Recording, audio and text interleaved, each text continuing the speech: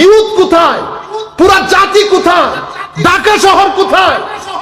আমাদের ছেলেরা ঢাকা শহরে একটা মসজিদ খুঁজে পায় না। বিশ্ব ইস্তেমা আমাদের এখানে হয়, পুরা টিভি চ্যানেলের মধ্যে। সুফিদের দেশে মেজবান আমাদের, খায়ে যায় আরেকজনে।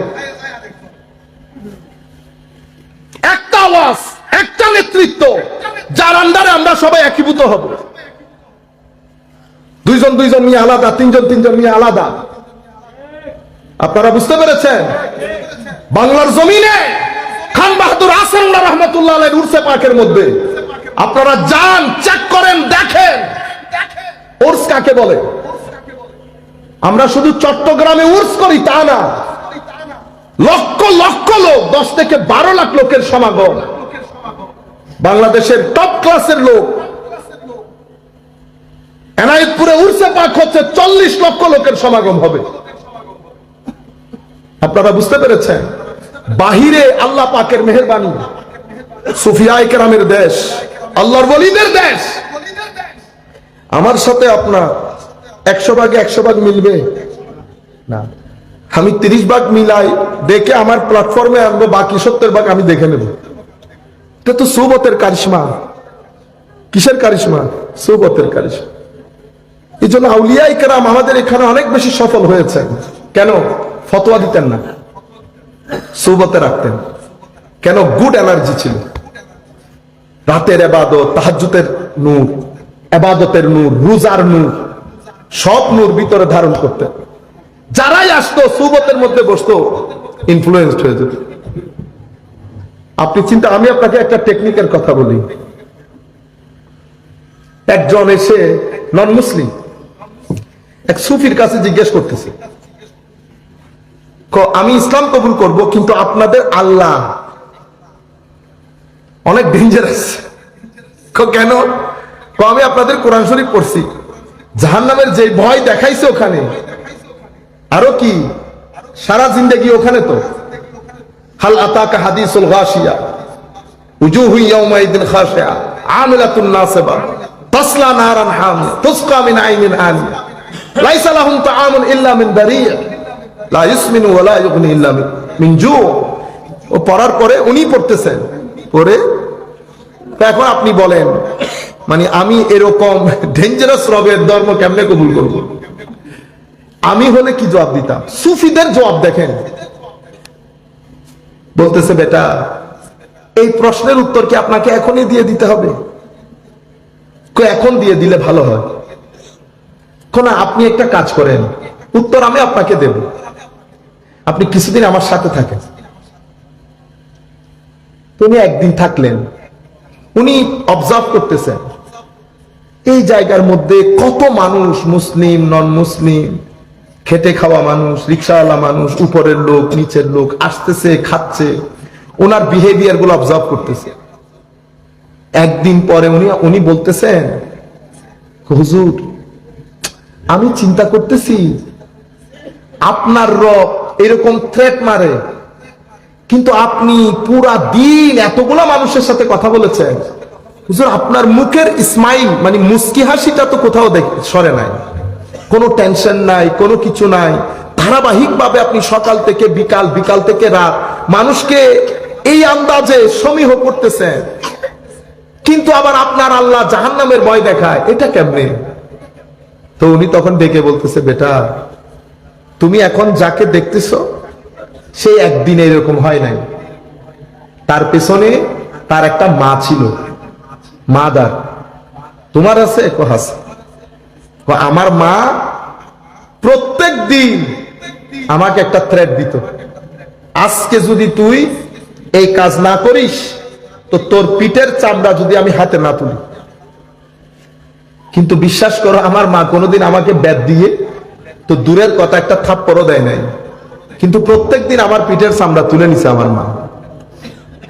তুমি এখন চেক করে দেখো তো পিঠের চামড়া জায়গায় আছে কিনা। তখন সে বুঝতে পেরেছে, আপনারা নিশ্চয় বুঝতে পেরেছেন কি বলতে চেয়েছে। মানে আমার মা লাইনে রাখার জন্য কত থ্রেট মেরেছে আমাকে, শুধু আমি যেন লাইনে থাকি। তো আল্লাহ থ্রেট দিয়েছে বান্দা যেন লাইনে থাকে, বেলাইনে না হয়ে যায়। এতটুকুন বুঝছো? বুঝছি। আচ্ছা, এখন যদি তোমার মেয়েকে এই জায়গায় তোমার চোখের সামনে তোমাকে পিছমোড়া বাঁধিয়ে কেউ যদি তোমার মেয়েকে অসম্মান করে, তুমি কি ধরনের পানিশমেন্ট? আর আমি যদি তোমাকে বলি তুমি যা মন চাই করো, তুমি কি করবা? আমি ইট দিয়ে তার মাথা ভেঙে ফেলবো। আমার আল্লাহ ওই কাজটা করছেন, যার কারণে তুমি বলতেছো আমার আল্লাহ ডেঞ্জারাস। আপনারা বুঝতে পেরেছেন? আর কোনো কথা বলে নাই। সে বলতেছে আমি কি, আপনারা ইসলাম কবুল কেমনে করে? তুমি কি ইসলাম কবুল করতে চাচ্ছ? হ্যাঁ। হয়ে গেছে। পরে তুমি এখানে আসো, আপনি সুফিদের কাজ। আরেক ব্যক্তি, এগুলো এখনো জিন্দা আছেন, আমি মরে গেছেন এরকম এখনো জিন্দা আছে। একই ব্যক্তি যিনি এই কাজটা করেছেন, উনি বলতেছেন উনি অসম্ভব মদ খেতেন। আমি তাকে বললাম এটা ছাড়লেন কেমনে? হুজুর ওই অমুক আছে না। আমি ওনাকে বললাম হুজুর আমি একটু আপনার সাথে থাকতে চাচ্ছি, আপনার কাছে আসবো? তুমি আমাকে টেলিফোনে বললেন আসো। হুজুর আমি তো আবার এটা খাই পানির মতো, না খেয়ে পারবো না। তো হুজুর আমাকে বলতেছেন 3 ঘন্টা একটু স্টপ করতে পারবে না? 3 ঘন্টা না, 3 মিনিট পারতেছেন আপনি, 3 ঘন্টার কথা বলতেছেন। হুজুর বলতেছে আচ্ছা নিয়ে আসো সাথে। ইংল্যান্ডের দেশ, ঠান্ডার দেশ, উনি পকেটে ভরে লং কোট পরে আসছে, বড় মানুষ তো। হুজুর বলতেছে ওনারা আমার পাশে একটু বসতে দেন। হুজুরের পাশে বসতে 3 ঘন্টা ওয়াজ হয়েছে, বিশুদ্ধবার তো দর্শের তাসাউফের দর্শ চলতেছে। 3 ঘন্টা পরে আমি ভুলেই গেছি আমি, অথচ আমার পকেটের মধ্যে আমি সুফিয়াই কেরামের স্টাইল, মানে তাদের মেথোডোলজি বলতেছি। কি আন্দাজে একদিনে সফল হয়েছে এরা, পুরা বাংলার জমিনে দ্বীন ইসলামের পতাকা এভাবে উড্ডীন করা। কালকে আমি এক জায়গার মধ্যে যাচ্ছিলাম, চাঁদপুরে, ঢাকা চাঁদপুরের মাঝখানের জায়গা, ভাইদেরকে বলতেছিলাম আমি আসরের নামাজ শেষ করে আমার মনে হচ্ছে এই মসজিদ অনেক পুরনো, ভিতরের চৌহদ্দিটা আমার মনে হচ্ছে এখানে নিশ্চয়ই কোনো আল্লাহর ওলি আছে, যেহেতু পুরানো মসজিদ, একেবারে আকবরীয় আমলের, বিশাল বিশাল দেওয়াল। একজনকে ডেকে জিজ্ঞেস করলাম যে এই মসজিদ কতদিন আগে? হুজুর এখানে একটু লেখা আছে। আমার লেখা দেখলাম এখানে মাজারও আছে, মাজার খুঁজে পাইতেছে। মসজিদ কাদের দখলে বুঝতে পারতেছেন আপনারা? আরেকজনকে জিজ্ঞেস করল হুজুর মাজার আছে ভিতরে, এসছে কয় বছর আগে? 700 বছর আগে। মাজার বন্ধ, লাইট অফ, দরজার মধ্যে তালা লাগানো। আমি 10-12 মিনিট 25 মিনিট যেটা ছিলাম বিশুদ্ধবার, সেই 20-25 মিনিটের মধ্যে ছাগল আসছে, টাকা পয়সা আসছে, দান বক্সের দান টিক টিক মতে নিচ্ছে। আরে বেটা, আমারে দেখলে কেউ 10 টাকা দিবে? এটা আউলিয়াই কেরামের শান।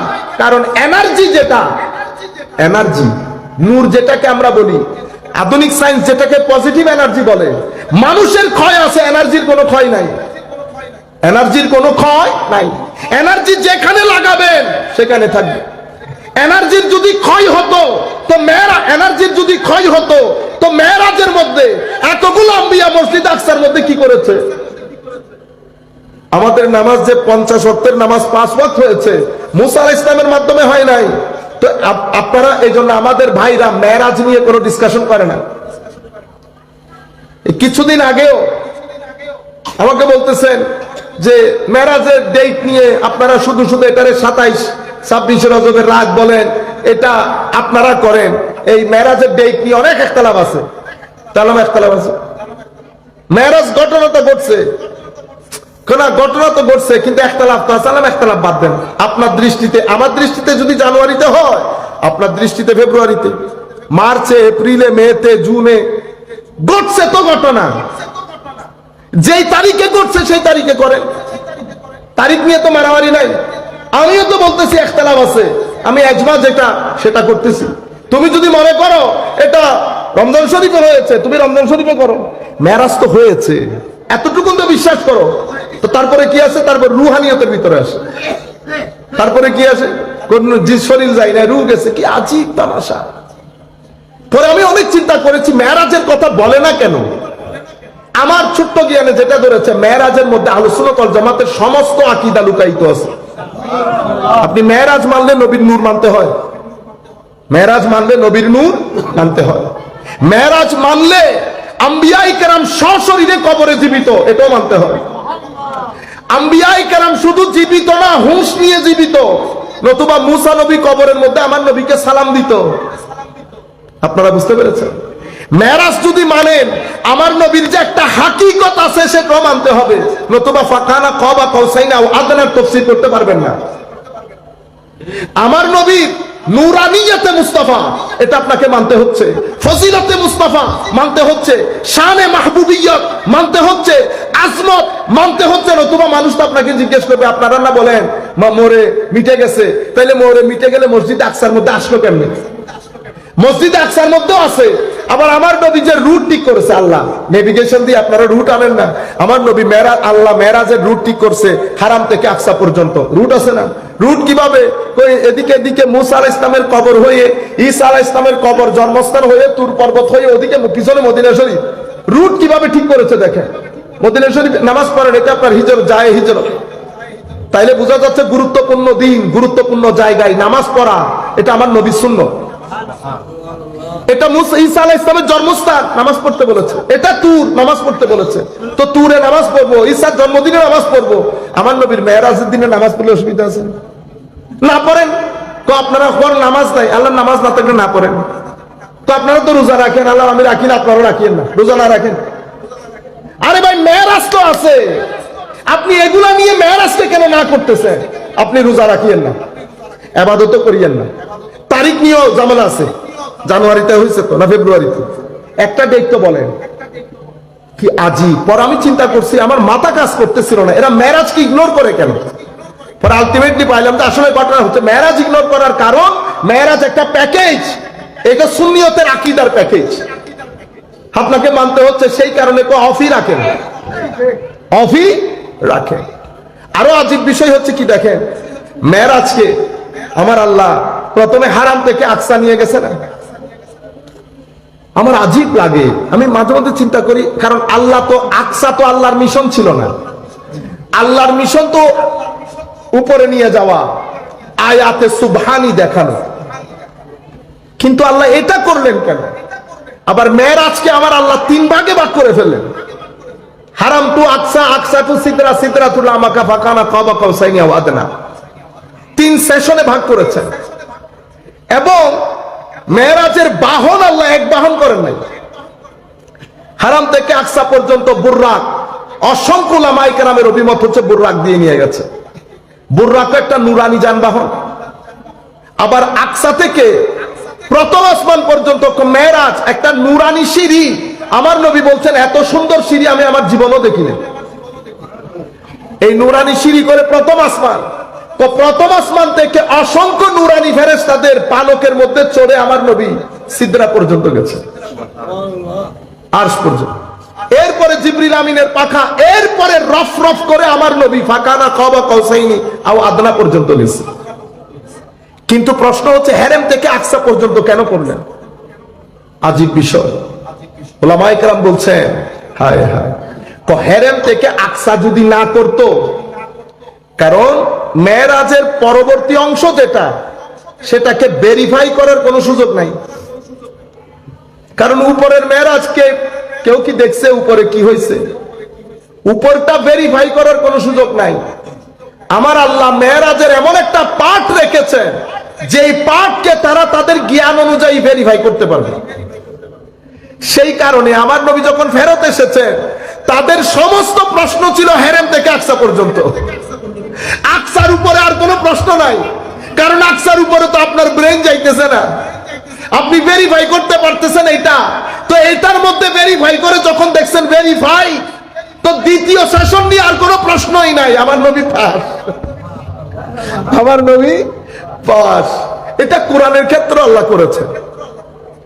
কোরআন যে আল্লাহর কিতাব, এটা যদি আমি এখন পৃথিবীর যে কোনো জায়গায় নিয়ে যাই, সবাই বলবে আখিরাতের কথা, আল্লাহর কথা, কিয়ামতের কথা, এটা তো কেউ আর চোখে দেখতেছে না, ভেরিফাই করার কোনো সুযোগ নাই। সেই কারণে আমার আল্লাহ কি করলেন? কোরআন শরীফের মধ্যে আধুনিক বিজ্ঞান সম্পর্কে কিছু কথা বলেছে। এগুলাকে পৃথিবীর মানুষের মাইন্ড ব্রেইনের কাছে ছেড়ে দিয়েছে, ভেরিফাই করে দেখ। মানব সৃষ্টির কথা বলেছে, পৃথিবী সৃষ্টির কথা বলেছে, পৃথিবী ধ্বংসের কথা বলেছে, বিভিন্ন পলিসির কথা বলেছে। এগুলা মানুষ ভেরিফাই করে দেখতে পারে। এটা যখন ভেরিফাই করে দেখবে, তো আপনি কবরটাকে, আর কবর তো ভেরিফাই করতে পারছেন না, আপনি যদি কবরটাকে না বলেন, তো আপনি আমার আল্লাহ কোরআনে পাকের মধ্যে দুনিয়া সম্পর্কে যেটা বলেছে সেটাকে আগে মিথ্যা প্রতিপন্ন করতে হবে। এটা যদি মিথ্যা না হয় এটাও মিথ্যা হবে না, এটা যদি সত্য হয় এটাও সত্য হবে। এটা ভেরিফাই করবেন, এটা মেনে নিবেন। আপনারা আমার কথাটা বুঝতে পেরেছেন? মানব সৃষ্টি, মানব কেমনে সৃষ্টি হয় কোরআন একেবারে দাপে দাপে বলেছে। আপনারা বুঝতে পেরেছেন? তো এটা ড্রপ, এরপরে মুদগা, এরপরে এরপরে এরপরে এভাবে ডেভেলপমেন্ট হয়। পৃথিবী এভাবে ডেভেলপমেন্ট হয়েছে। আপনি কবর নিয়ে কথা বলিয়েন না এখন, কারণ কবর ভেরিফাই করার কোনো সুযোগ নাই। আপনি এটা ভেরিফাই করতে পারবেন। আপনি এখন এই জিনিসগুলো দেখে বলেন যে কোরআন বিজ্ঞান সম্পর্কে, মানব সৃষ্টি সম্পর্কে যেগুলো বলেছে সেগুলো মিথ্যা বলেছে। তাইলে কবরেরটা অটোমেটিক্যালি মিথ্যা হয়ে যাবে, কিয়ামত অটোমেটিক্যালি মিথ্যা হয়ে যাবে। আপনি বলতেছেন এই কথা কোরআন এই সম্পর্কে যে কথা বলেছে এটা তো বেমেসাল, সুতরাং পরেরটা অটোমেটিক্যালি আপনাকে মানতে হচ্ছে। ঠিক কলমার মধ্যে আল্লাহ একই কাজ করেছেন, লা ইলাহা ইল্লাল্লাহ। আরো বলতেছেন আশহাদু, বলেন নাই? এখন আপনি বলতেছেন আমি সাক্ষ্য দিচ্ছি আল্লাহ ব্যতীত কোনো ইলাহ নাই। এথিস্ট আপনাকে জিজ্ঞেস করতেছে সাক্ষ্য দিলেন, আপনি চোখে দেখছিলেন? তো চোখে না দেখে সাক্ষ্য দিতে পারে? ধরা খেয়ে গেছি না? হায় হায়, আমার আল্লাহ একই কাজ কালমার মধ্যে করেছে, লা ইলাহা ইল্লাল্লাহ। ভেরিফাই করার কোনো সুযোগ নাই। কেন? কারণ আল্লাহর কোনো মিছিল নাই, উপর নাই, নিচ নাই, ডান নাই, বাম নাই, শনিবার নাই, রোববার নাই, টাইম নাই, স্পেস নাই, শুরু নাই, শেষ নাই, নাই নাই নাই, আকৃতি, প্রকৃতি, গঠন। আমার আল্লাহ ছিলেন, কোনো কিছুই ছিল না। কোনো কিছু বলতে কোনো কিছু না, টাইম না জায়গা, না উপর না নিচ, না ডান না বাম। অতঃপর আমার আল্লাহ সৃষ্টি করেছেন। সৃষ্টির আগে যেমন ছিলেন, সৃষ্টির পরেও ঠিক তেমন আছেন। লাইসা কামিসলিহি শাই, কোনো মিছিল নাই। আমার আল্লাহ শুধুমাত্র আপনার আপনার ধ্যান ধারণা থেকেও পবিত্র। আপনি ধ্যান ধারণার মধ্যেও আনতে পারবেন না আল্লাহ কিরকম। সেই কারণে মেরাজের শুরু যে আয়াত দিয়ে করেছে, আয়াতের শুরুতে আমার আল্লাহ বলেছে সুবহান। সুবহান মানি আমরা সেই কারণে আহলুস সুন্নাহ ওয়াল জামাতকে বলি আসহাবুত তানজিম। আমরা আসহাবুত তাজসিম না, আসহাবুত তাশবিহ না। আমরা আল্লাহকে শরীর মানি না, শরীরের অংশ মানি না। আমরা আসহাবুত তানজিম মানি। আমরা আল্লাহ কোন কারো মতো এরকম ধ্যান ধারণা থেকেও আল্লাহ পুত পবিত্র। সেই কারণে আল্লাহ সুবহান দিয়ে আয়াতের শুরু করেছেন। হে মানুষ কখনো মনে করিও না আমার, সেই কারণে সুবহানও বলেছেন, আব্দিহিও বলেছেন। অথচ আমার আল্লাহ কোরআনের কোন জায়গায় আল্লাহর হাবিবের নাম পর্যন্ত নেন নাই, কিন্তু এই জায়গার মধ্যে সুবহান বলে আব্দ বলেছে। কেন? তো সুবহান দিয়ে পৃথিবীর কিয়ামত পর্যন্ত আগত মুসলমানদের কনসেপচুয়াল ক্লারিটি করে দিয়েছেন।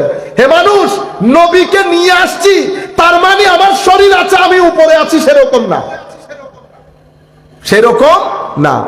আব্দিহি, মৌলা আব্দ বললেন যে কই তো পূর্বে দেখেছি রুহুল্লাহ বলাতে ঈসাকে তোমরা আমাদের পুত্র বানিয়ে দিয়েছো, কেউ উজাইরকে আমার পুত্র বানিয়ে দিয়েছে। এখানে আমার আল্লাহ ব্যবহার করেছেন আব্দ। মনে রাখো, যাকে নিয়ে যাচ্ছি উনি আমার বড় মোহব্বতের আব্দ। খবরদার কিয়ামত পর্যন্ত যেন এই জায়গার মধ্যে তোমরা বেয়াদবি না করো। সুবহান বলে নিজের পবিত্রতার বর্ণনা দিয়েছে, আব্দ বলে আল্লাহ বুঝাতে চাচ্ছে যাকে নিয়ে যাচ্ছি উনি খালেক না মাখলুক, তবে আব্দিহি। আব্দিহি আর আব্দের মধ্যে ফারাক কি? আল্লামা ইকবাল বলছেন আব্দ দিগার আব্দুহু চিজে দিগার।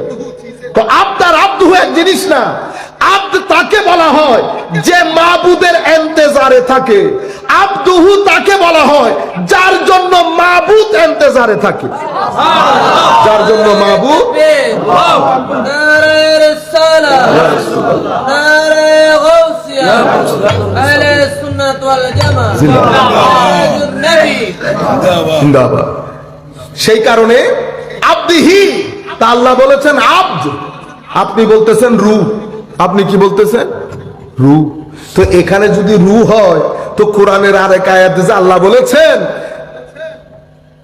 আব্দুহু ইজা সাল্লা, তুমি দেখো নাই আমার বান্দা নামাজ পড়তেছে, তো সেই আব্দুলের অর্থ কি রু হবে? এখানে যদি রু হয় তো ওখানেও তো রু হবে না। ওখানে রু না, ওখানে জিসিম আর রু একসাথে, শুধু এখানে রু। ইন্না লিল্লাহ পড়তে হয় তাইলে। সুবহানাল্লাযী আসরা বিআবদিহি। সেই কারণে আমার আল্লাহ আয়াতের শুরু করেছেন সুবহান দিয়ে, যেন আপনাদের মাথার ভিতরে না আসে যেহেতু উপরে তুলে নিয়েছেন, তো উপরে যেহেতু তুলে নিয়েছেন হয়তো আল্লাহ উপরে আছেন। কোনা আসহাবুত তানজি বানিয়ে দিয়েছেন আমাদেরকে সুবহান দিয়ে, এক সুবহানের ভিতরে লাইসা কামিসলিহি শাই বিআবদিহি সুবহানাল্লাযী। আর আয়াতের ঢং দেখেন, সুবহান পবিত্রতা, আল্লাহ নিজে বলতেছে যে ঘটনা ঘটেছে এটা ওয়াও। মালিক বলতেছেন অতীব আশ্চর্যজনক ঘটনা। যিনি নিয়ে গেছেন তার বান্দাকে, বলতে পারতো না আমি নিয়ে গেছি। আয়াতের মধ্যে অ্যাড্রেসটা 3 জায়গায় 3 ভাবে পরিবর্তন হয়েছে। সুবহানাল্লাযী পবিত্রতা, মহানত্ব সেই মহান সত্তা যিনি নিয়ে গেছেন তার বান্দাকে, যিনি নিয়ে গেছেন।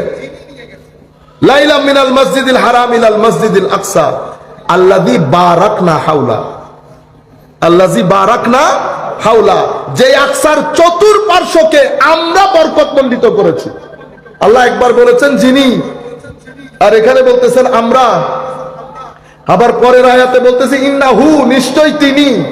ওমা যিনি আমরা তিনি, যিনি আমরা তিনি, মানে আয়াতের মধ্যে আশ্চর্যের বর্ষণ তৈরি করেছে আল্লাহ।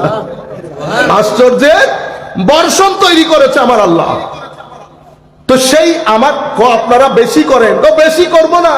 আমার নবীর দিদারের মেরাজ, আর আমার জন্য সেই দিন খুশির মেরাজ। আমাদের কিসের মেরাজ?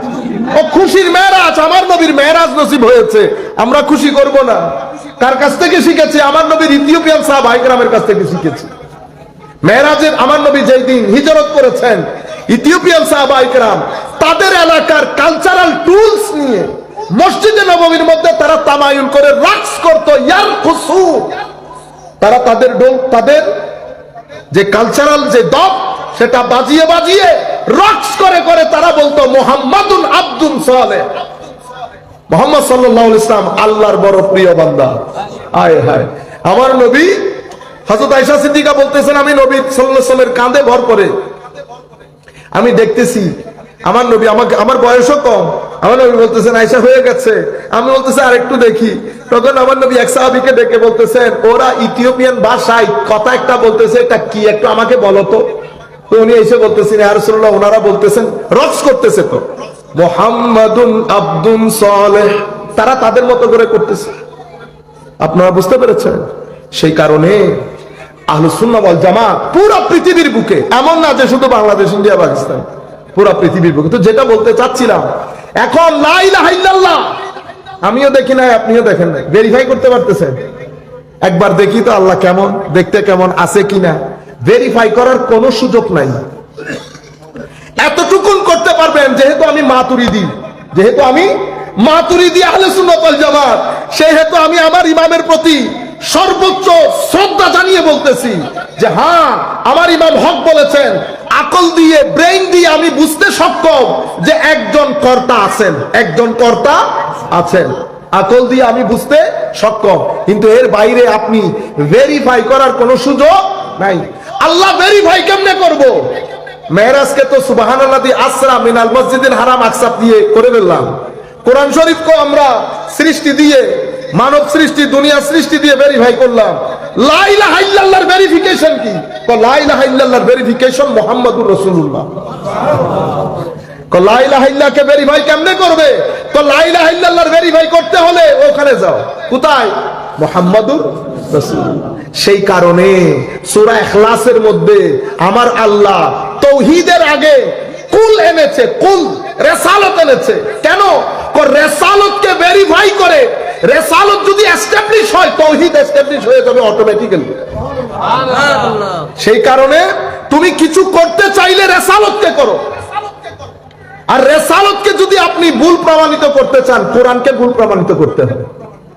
কোরআন ভুল প্রমাণিত হলে রেসালত ভুল প্রমাণিত হবে। রেসালত যদি ভুল প্রমাণিত হয় সূরা ইখলাস ভুল হয়ে যাবে। সূরা ইখলাসকে ভেরিফাই করার কোনো সুযোগ নাই।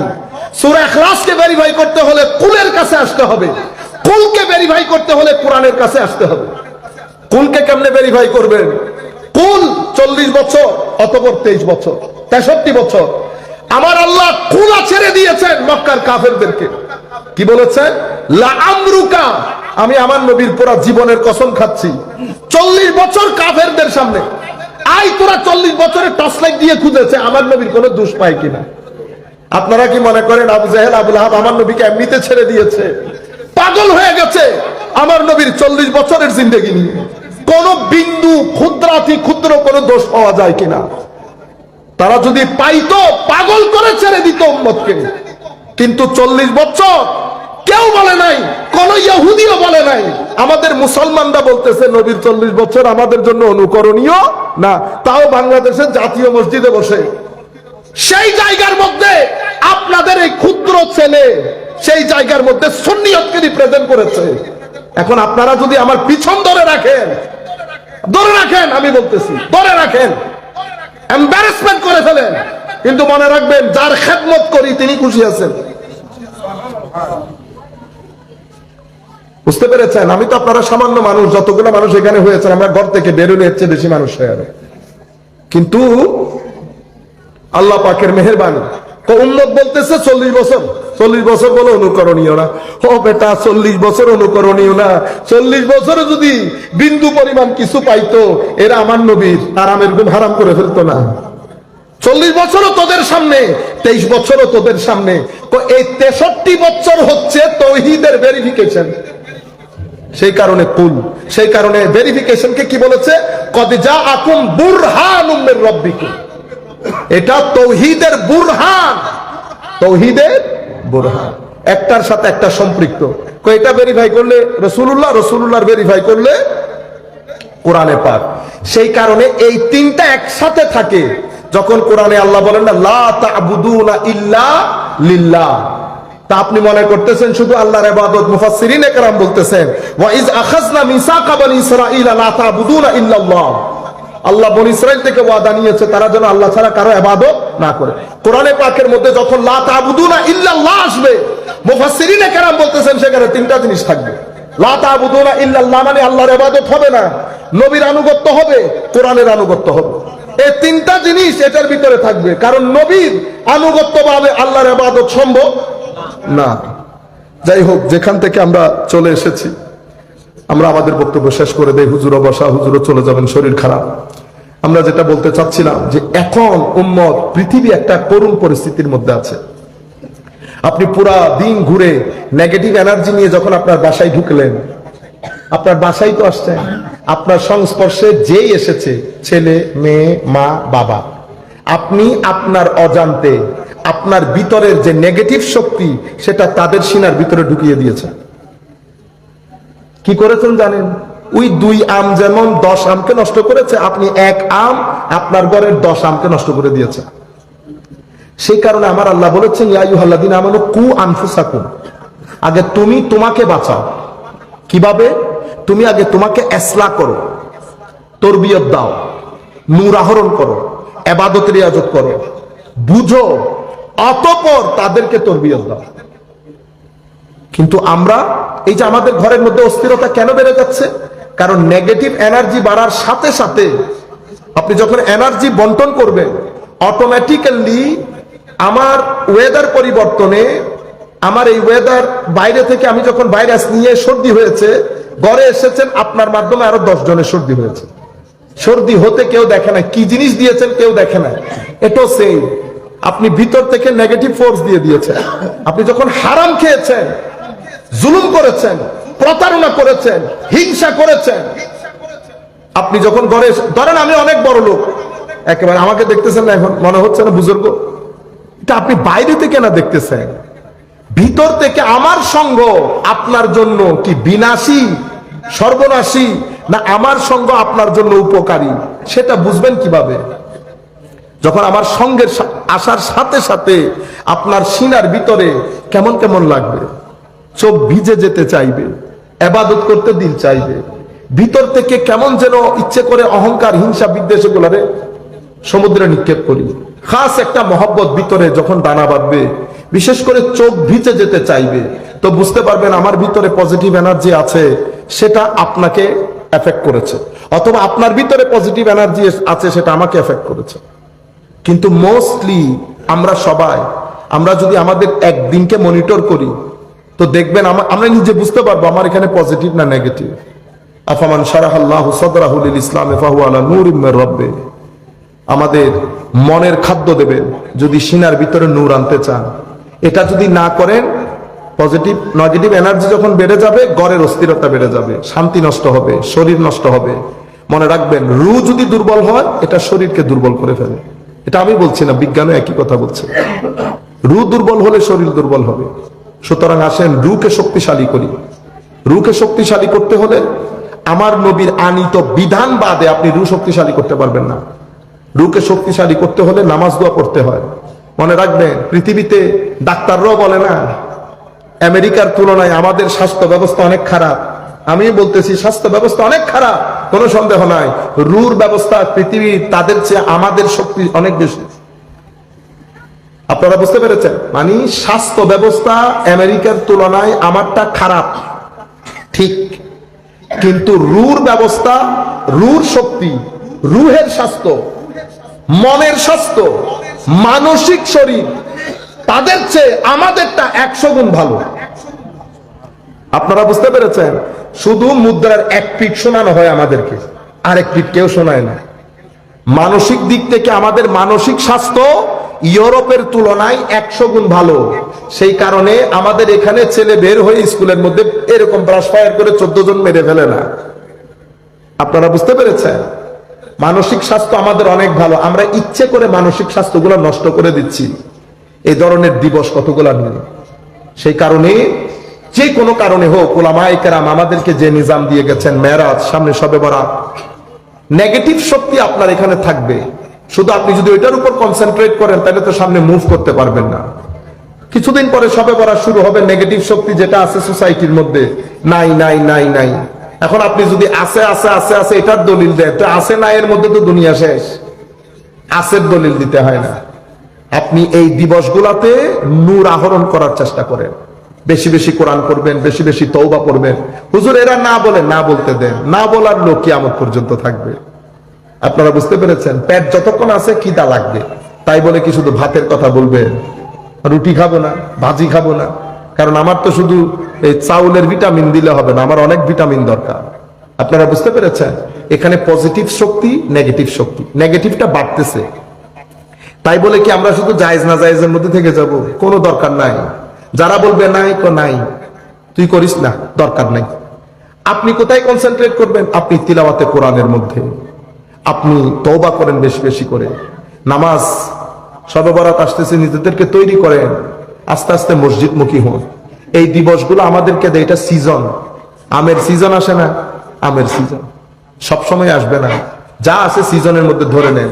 এরপরে মাহে রমজান শরীফ আসতেছে, এগেই নেগেটিভ শক্তি, তারাবি তারাবি তারাবি তারাবি একটা আওয়াজ উঠবে, আপনি কানেও নেবেন না, এগুলা থাকতে দেন। এটা একটা বিশেষ ষড়যন্ত্র, এটা একটা বিশেষ একটা সিস্টেম। হঠাৎ করে ছেলে একটা আপনাদের এখানে আসবে, এসে জুমার মসজিদে দাঁড়াবে, সবাই যখন নামাজ পড়তেছে সে পড়বে না, সে বসে থাকবে।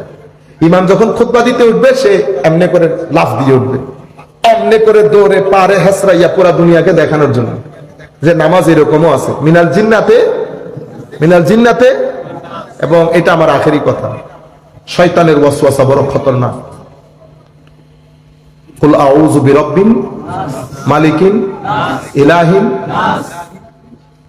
এরপরে ওয়াসওয়াসা। আল্লাহ আশ্রয় কামনা করছি কার কাছ থেকে? বিরাব্বিন নাস থেকে।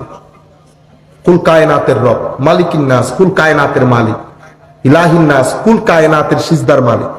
তিনটা বড় আজিম শক্তির কথা উল্লেখ করে পানা চাইতেছেন একটা জিনিস থেকে। কয়টা জিনিস থেকে? তাইলে বুঝতে পারতেছেন এটা কত শক্তিশালী ওয়াসওয়াসাটা। তিনটা শক্তি উল্লেখ করেছেন তো, রুবুবিয়ত, মালিকিয়ত, উলুহিয়ত। সূরা ফাতিহার মধ্যে পাঁচটা ছিল, উলুহিয়ত, রুবুবিয়ত, রহমানিয়ত, রহিমিয়ত, মালিকিয়ত। কুল আউযু বিরাব্বি শুরু করেছে রুবুবিয়ত, উলুহিয়ত, মালিকিয়ত দিয়ে, শেষ করেছে রুবুবিয়ত, উলুহিয়ত, মালিকিয়ত দিয়ে। কুল আউযু বিরাব্বিন নাস। তিন শক্তি উল্লেখ করেছেন, পানা চাচ্ছেন একটা জিনিস থেকে। সেটা কি? সেটা ওয়াসওয়াসা। কারা দেয়? শয়তানেরটা বাদ দিলাম, জিনেরটা, সেটা মানুষও শামিল। মিনাল জিন্নাতি ওয়ান নাস।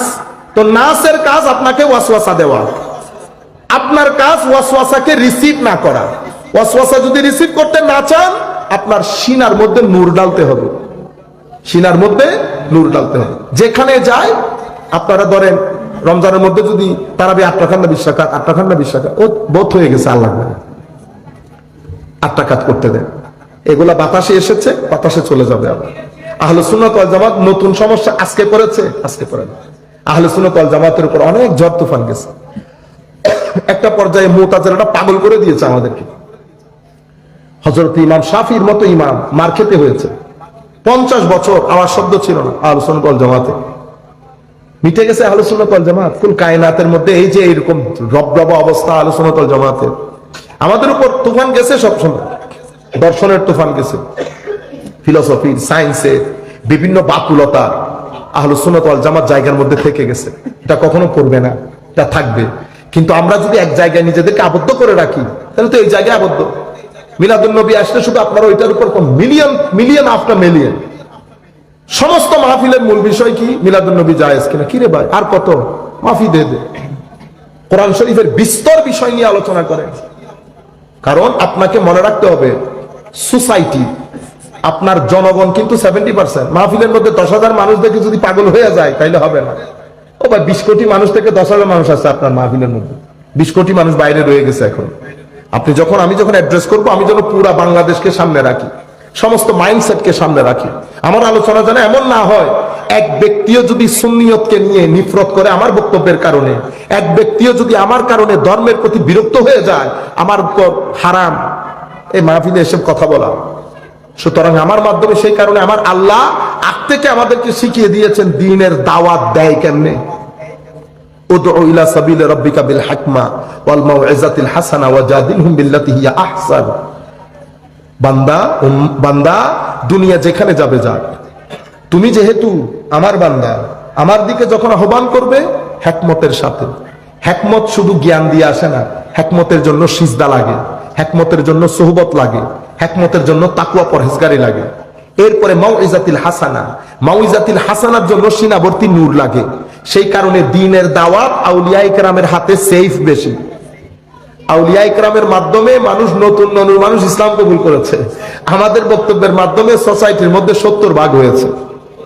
বুঝতে পেরেছে? আল্লাহ রাব্বুল আলামিন আমাদের হামি ও নাসির হোক। মওলাই করিম আমাদেরকে কবুল করুক। আল্লাহ রাব্বুল আলামিন আমাদেরকে ফিতনার এই জমানায় ফিতনা থেকে হেফাজত করে যেন আল্লাহ রাসূলের ইশক মহব্বত, সাহাবায়ে কেরামের আদব, আলে বাইত রাসূলের আদব, আউলিয়া ইকরামের নিসবত, এই জিনিসগুলো নিয়ে আমরা চলতে পারি। যেন কিয়ামতের দিন সকালেও যদি আমাদের পরিবারে, আমাদের নসলে কোনো মানুষ আসে, সেই জন্য গুস্তাখ না হয়, সেটার জন্য আল্লাহর দরবারে দোয়া করি। সবাই বলেন আমিন।